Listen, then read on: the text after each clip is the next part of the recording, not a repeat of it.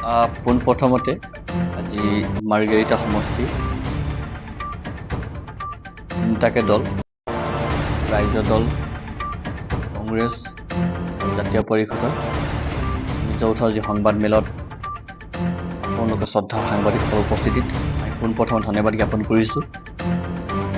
ইতিমধ্যে আপোনালোক সকলো অৱগত যে মাৰ্গেৰিটা সমষ্টিত ইতিমধ্যে উমৈহতীয়া প্ৰাৰ্থী হিচাপে কংগ্ৰেছ, ৰাইজৰ দল আৰু জাতীয় পৰিষদে ৰাইজৰ দলক প্ৰাৰ্থিত্ব এৰি দিয়া হৈছে, এক চিটখন এৰি দিছে আৰু ৰাইজৰ দলৰ ফালৰ পৰা ইতিমধ্যে মই শ্ৰী ৰাহুল চেত্ৰীক প্ৰতিদ্বন্দ্বিতা কৰিবৰ কাৰণে আগবঢ়াই দিছে দলৰ নেতৃত্বসকলে। আৰু এই আসনখন মিত্ৰজোঁটৰ উমৈহতীয়া প্ৰাৰ্থী হিচাপে আমাক প্ৰক্ষেপ কৰাৰ বাবে আমি পোনপ্ৰথমতে ধন্যবাদ জ্ঞাপন কৰিছোঁ ৰাইজৰ দলৰ কেন্দ্ৰীয় সভাপতি তথা আমাৰ নেতা অখিল গগৈ ডাঙৰীয়া। আমি ধন্যবাদ জ্ঞাপন কৰিছোঁ APCCৰ সন্মানীয় সভাপতি তথা বিৰোধীৰ মুখ্যমন্ত্ৰীৰ প্ৰাৰ্থী গৌৰৱ গগৈ ডাঙৰীয়াক। আমি ধন্যবাদ জ্ঞাপন কৰিছোঁ অসম জাতীয় পৰিষদৰ সন্মানীয় সভাপতি লুৰিণজ্যোতি গগৈ ডাঙৰীয়াক। আৰু আজিৰ এই সংবাদমেলত আমি কিছু কথাবোৰ অৱগত কৰাব বিচাৰিছোঁ। প্ৰথম কথাটো হৈছে ৰাইজৰ দল, জাতীয় পৰিষদ আৰু কংগ্ৰেছ আমি তিনিওটা দলে একলগ হৈ ইতিমধ্যে আমাৰ জ্যেষ্ঠসকলৰ উপস্থিতিত, বিশেষকৈ আমাৰ দীঘলীয়া অভিজ্ঞ কংগ্ৰেছৰ প্ৰবীণ নেতা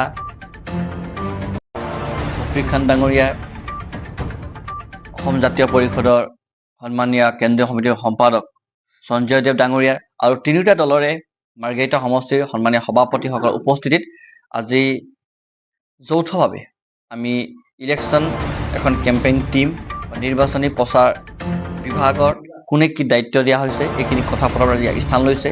অনাগত দিনত চেয়াৰমেন থাকিব ৰূপম ঘোষ, কোঅৰ্ডিনেটৰত চিত্ৰ বুঢ়াগোহাঁই কংগ্ৰেছৰ মাৰ্গেৰিটা সমষ্টিৰ সন্মানীয় সভাপতি, মহিম নিয়োগ ডাঙৰীয়া জাতীয় পৰিষদৰ সভাপতি, তিনিওগৰাকী নেতৃত্বই গোটেই নিৰ্বাচনী প্ৰচাৰৰ তেওঁলোকে দায়িত্ববোৰ বহন কৰিব, নিৰীক্ষণবোৰ কৰিব। আৰু একেলগে আজি তিনিটা দলে আমি এনে এখন সিদ্ধান্তলৈ আহি পাৰিছোঁ, ইয়াতকৈ পূৰ্বতে যদি কংগ্ৰেছ, ৰাইজৰ দল বা অন্য জাতীয় পৰিষদৰ লগতো যদি কিছু অসুবিধাৰ হৈছিল, যাৰ কাৰণে সামাজিক মাধ্যমত আক্ৰমণ প্ৰতি আক্ৰমণ যদি কিবা অঘট হৈছিল ৰাজনৈতিকভাৱে, তেনে এই সকলো বিষয়ৰ অৱসানবোৰ ঘটাই আমি এক নতুন দিশেৰে আগবাঢ়িব লাগিব। যিহেতু ইতিমধ্যে কেন্দ্ৰীয় এলায়েন্স হৈছে, আমি এলায়েন্সৰ ধৰ্ম পালন কৰি সন্মানেৰে সমৰ্যাদাৰে একেলগে হাতৰ হাত ধৰি আমি অনাগত দিনত ভাস্কৰ শৰ্মা ডাঙৰীয়াক কেনেকৈ ৰুধিব পাৰিম, ভাস্কৰ শৰ্মা ডাঙৰীয়াৰ লগত আহি থকা বিভিন্ন অভিযোগৰ আমি কেনেকৈ তাক ৰুধিব পাৰিম। ভাস্কৰ শৰ্মা ডাঙৰীয়াই যে যোৱা 10টা বছৰ কালত 5টা বছৰতকৈ বেছি তেওঁ যি টকা পইচাবোৰ ঘূৰি গুচি গৈছে, এইখিনি কথাবোৰ আমি জনতাৰ মাজলৈ কেনেকৈ লৈ যাব পাৰিম, মহিলাসকলক আত্মস্বাৱলম্বী বাটলৈ আমি কেনেকৈ ঘূৰাই আনিব পাৰিম। আজি এই সকলো কথাবোৰ ইয়াত বিতংভাৱে আলোচনা কৰা হৈছে আৰু মূল বিষয়টো হৈছে যে আমি ভাস্কৰ শৰ্মা আমি পৰাভূত কেনেকৈ কৰিব পাৰিম। গতিকে এইখন হৈছে এক ঐতিহাসিক সমষ্টি। এই ঐতিহাসিক সমষ্টিৰ কথা আমি বাৰম্বাৰ কৈ আহিছোঁ। এই সমষ্টিতে এটা সময়ত অসমত শান্তি প্ৰতিষ্ঠা কৰা তথা অসমৰ সুদীৰ্ঘ দীঘলীয়া কালৰ ৰাজনৈতিক প্ৰেক্ষাপটত সফল মুখ্যমন্ত্ৰী প্ৰয়াত তৰুণ গগৈ ডাঙৰীয়াই ইয়াত এটা সময়ত প্ৰতিনিধি কৰিছিলে। তেখেতে যি স্বপ্নবোৰ লৈ মাৰ্গেৰিটা সমষ্টি সেই সময়ত আহিছিলে বা তেখেতৰ যিখিনি অধূৰ স্বপ্নবোৰ আছে, সেই স্বপ্নবোৰক আমি বাস্তৱ ৰূপ দিবৰ কাৰণে আমি তিনিওটা দলে দিনে ৰাতি একাকাৰ কৰি আমি কষ্ট কৰি ত্যাগ কৰি আমি নতুন এক ৰণনীতিৰে নতুন এক কৌশলে আমি আগবাঢ়িব বিচাৰিছোঁ।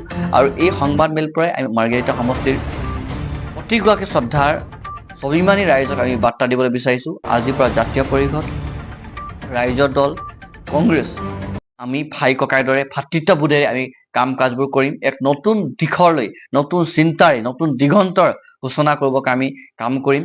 ইয়াত থকা প্ৰতিটো স্তৰৰ প্ৰতিটো কমিটি, কংগ্ৰেছৰ হওক, ৰাইজৰ দলৰ হওক আৰু জাতীয় পৰিষদ সদায় একেলগে একেখন গাড়ীত থাকি কাম কাজবোৰ কৰিব। আৰু ভাস্কৰ শৰ্মা ডাঙৰীয়াক আমি মাৰ্গেৰিটাৰ পৰা টাটা গুড বাই ক'বৰ কাৰণে আমি সাজু হৈছোঁ।